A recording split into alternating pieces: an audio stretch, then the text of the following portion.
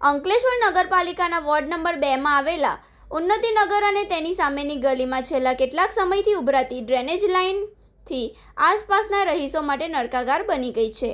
આ ગંભીર સમસ્યા વચ્ચે સોશિયલ મીડિયા પર અભદ્ર ભાષામાં નિવેદન વાયરલ થતાં મામલો ગરમાયો હતો। આખરે પોતાના પર થયેલા વ્યક્તિગત આક્ષેપો સામે પાલિકાના સભ્ય વિનય વસાવાએ મૌન તોડ્યું છે અને સમગ્ર વિવાદ પાછળ રાજકારણ હોવાનો દાવો કર્યો છે।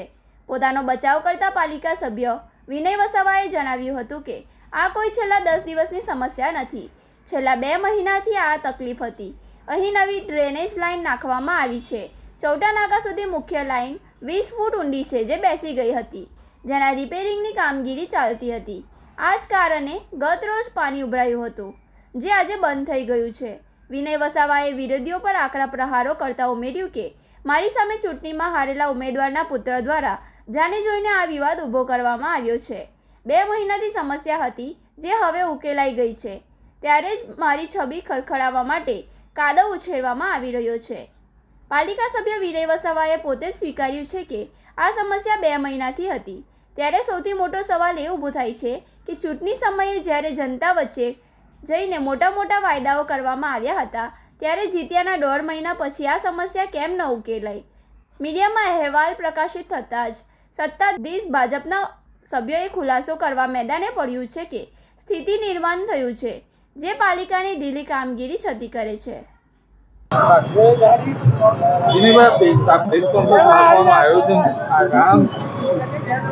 આ પ્રેસ કોન્ફરન્સ રાખવાનું કારણ અને એ પણ આવા રોડ પર રાખવાનું કારણ કે પત્રકાર અને ન્યૂઝ ચેનલના માધ્યમથી હું મારે વોર્ડની પ્રજાને અને સમગ્ર જિલ્લાની પ્રજાને હું કહેવા માંગુ અને સાચી હકીકત સ્થળ પર બતાવી શકાય એના માટે હું આજે અહીંયા રાખવામાં આવી છે।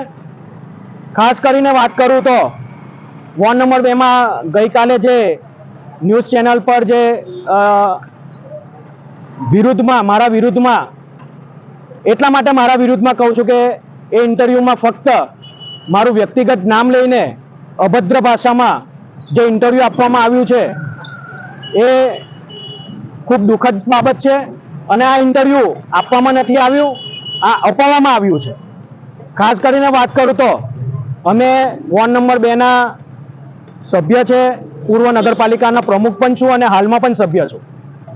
ગઈ ટર્મમાં અમે ઊભા રહેલા ત્યારે મને 700 જેટલા મતથી લીડ આપવામાં આવી હતી આ વોર્ડના પ્રજાજનોએ, અને આ વખતે એ લીડમાં વધારો કરીને 850 જેટલા મતથી મને લીડ આપીને આ વિસ્તારના લોકોએ મને ચૂંટી લાવ્યા છે। મિત્રો, જ્યારે આ સમસ્યા ગઈકાલે બની ત્યારે જે લોકોએ ઇન્ટરવ્યૂ આપ્યું છે એમના ખભા પર બંદૂક મૂકીને ફોડવામાં આવી છે, એમનો ખભો ઉપયોગ કરવામાં આવ્યો છે। કારણ કે જ્યારે આ છેલ્લા 10 દિવસનો સમસ્યા નથી, આ છેલ્લા 2 મહિનાની આ સમસ્યા છે।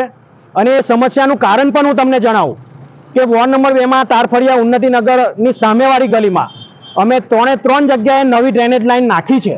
આ ડ્રેનેજ લાઇન નાખવા પછી જ્યારે આ ચૌટા નાકા આપ જુઓ કે આ સ્તર મારી પાછળ જે સ્તર છે ત્યાંથી લઈને ચૌટા નાકા પમ્પિંગ સુધીની ડ્રેનેજ લાઇન 20 ફૂટ ઊંડી છે અને એ બેસી ગઈ હતી, એટલે કે આનું પાણી આગળ સુધી જતું ન હતું। એટલા માટે અમને યુદ્ધના ધોરણે ચોમાસા હાલમાં બેસવાની તૈયારી છે, ત્યારે એના પહેલા અમે આ કેવી રીતના આ સમસ્યાથી લોકોને છુટકારો અપાય એના માટે યુદ્ધના ધોરણે આ કામ અમે ચાલુ કરાવ્યું હતું અને હાલમાં આપ જોઈ શકો છો કે એ પૂરું થઈ ગયું છે। અને હાલમાં આ પૂરું થયા બાદ રોડની કામગીરી બી ચાલુ છે, જે ટૂંક સમયમાં અહીંયા આ કામ પણ પૂરું થશે। ત્યારે આજે આપ જોઈ શકો છો કે જે સ્તરે જે ગઈકાલે પાણી ઉભરાતું હતું એ સ્તર પર આજે સદંતર પાણી નથી। એનું કારણ એ કે ત્યાંના લોકોને અને ત્યાં જે જે સામે પક્ષમાંથી જે ચૂંટણી લડ્યા હતા એમના છોકરા ત્યાં ગાડી જઈને આ લોકોની પાસે ઇન્ટરવ્યૂ અપાવડાવ્યું છે। એ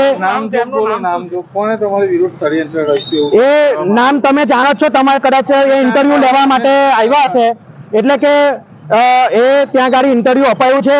જ્યારે 2 મહિનાથી તકલીફ હતી ત્યારે એમની પાસે કોઈ ગયું નથી, અને જ્યારે મેઇન રોડ પર જ્યારે આ પાણી એમને ખબર છે કે આ સમસ્યા આના કારણે છે, ત્યારે તેઓ અહીંયા જોયું એમને કે આ સમસ્યા પૂરી થઈ ગઈ છે, તેમ છતાં પણ તેમને આ ખોટી રીતના રાજનીતિ કરીને અને વ્યક્તિગત મારા વિરુદ્ધમાં ફક્ત વિનય વસાવા વિરુદ્ધમાં અભદ્ર ભાષામાં એમને ઇન્ટરવ્યુ અપાયું છે એ ખૂબ જ દુઃખદ બાબત છે.